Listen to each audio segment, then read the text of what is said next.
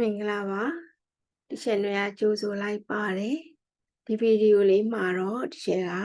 Natural Logarithm နဲ့ဆိုင်တဲ့မေခွန်းလေးကိုရှင်းပြထားတာဖြစ်ပါတယ်ဆိုတော့ Natural Logarithm လေးကိုဘယ်လိုပြောင်းသွားတယ်ဆိုတာလေးကိုပေါ့နော်အဲဒါလေးကိုသိစေခြင်းတဲ့အနေနဲ့ဒါတည်တဲ့မေခွန်းလေးလို့ယူဆပြီးတော့ဒီဟာရှင်းပြထားတာဖြစ်ပါတယ်အခုဒီချက်ရှင်းတာလေးကြည့်ရအောင်နော်မင်္ဂလာပါဒီ example 20ကိုရှင်းပြမှာဖြစ်ပါတယ်မိခွန်းလေးက two non-negative real numbers a and b are related by the formula a equal to b into e to the power 0.085t given that ln2 equal to 0.6931 find the value of d for which a becomes 200% of bမိကွန်းကနော်အနှုတ်ကိန်းစစ်မဟုတ်တဲ့ဒီကိန်းနေပေါ့နော်အနှုတ်မဟုတ်တဲ့ကိန်းစစ်အဲ့ဒီကိန်းစစ် A နဲ့ B ပေးထားတယ်သူတို့နှစ်ခုရဲ့ formula လေးပေးထားတယ်နောက် ln2 ရဲ့တန်ဖိုးလေးပေးထားတယ်နောက် A က 200% of B ဖြစ်လာမယ့်အနေအထားမှာ T ရဲ့တန်ဖိုးလေးကိုရှာပါပေါ့နော်ဆိုတော့ဒီမေခွန်းလေးက Natural Logarithm နဲ့ဆိုင်တဲ့မေခွန်းလေးဖြစ်တဲ့အတွက်ဒီမေခွန်းလေးကိုတွက်ပြတာဖြစ်ပါတယ် Natural Logarithm ဒီ ln ကိုဘယ်လိုကူးသွားလဲပေါ့နော်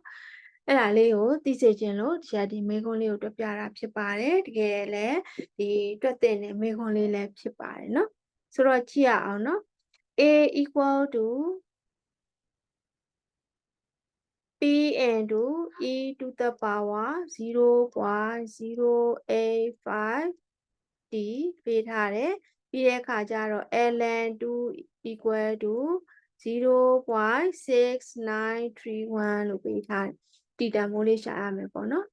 အဲ့တော့ပထမအောင်ဆုံးteacherတို့ကဒီ a equal to 200% of p ဆိုတာလေးကိုteacherတို့အရင်တွက်ရအောင်နော်ဆိုတော့ equal to 200% ဆိုတော့200 by 100ပေါ့နော်ဒါရာခိုင်နှုန်းကိုဖြောက်ချင်တာ into p ဆိုတော့ဘာပြောင်းသွားလဲဆိုရင် 2p လို့ပြောင်းသွားတယ်ဟုတ်ပြီအဲ့တော့မှသူ့ရဲ့ formula လေးကိုရေးရအောင် a equal to p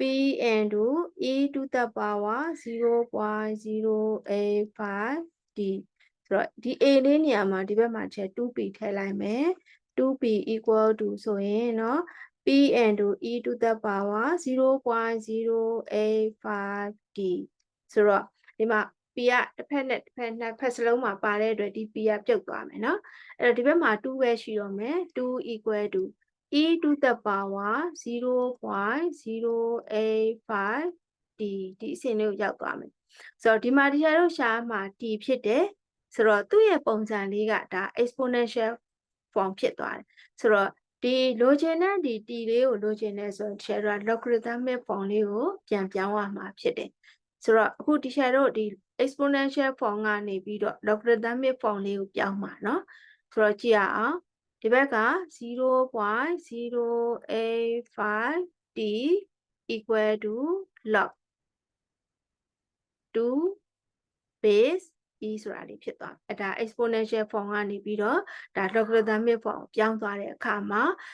log မှာ base e ဖြစ်သွားတဲ့အတွက်သူဒီ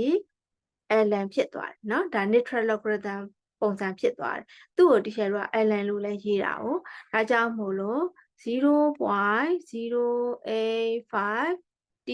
equal to ဘာလေးလို့ပြောင်းရေးလိုက်မလဲဆိုရင် ln2 လို့ပြောင်းရေးလိုက်မယ်ပြီနော်အဲ့တော့ကျတို့ natural logarithm ဒီ ln2 ကိုအခုဒီအဆင့်မှာရောက်သွားတာပေါ့နော်ဆိုတော့သူတန်ဖိုးလေးကိုကျတို့ထည့်လိုက်မယ် 0.085 t equal to 0.6931 ဖြစ်သွားမယ်ဆိုတော့ t လေးကိုကျတို့ရှာလို့ရသွားပြီเนาะ t လေးကိုရှာတတ်သွားပြီဆိုတော့တစ်ဖက်ကိုကျတို့ပို့လိုက်တော့မယ်ဆိုတော့ဒီ t equal to ပေါ့နော် t equal to ဆိုလို့ရှိရင် 0.6931 by 0.085 ဖြစ်သွားတယ်ဆိုတော့ပိုင်းဝေရောပိုင်းခြေရောကိုကိန်းဖြစ် ပြောင်းကျင်တာပေါ့နော်အားလုံးကိုကိန်းဖြစ်အဖြစ်ပြောင်းကျင်တယ်ဆိုရင်တော့ဒီအောက်က 0.085 ကတခုဒသမ3နေရာရှိနေတယ်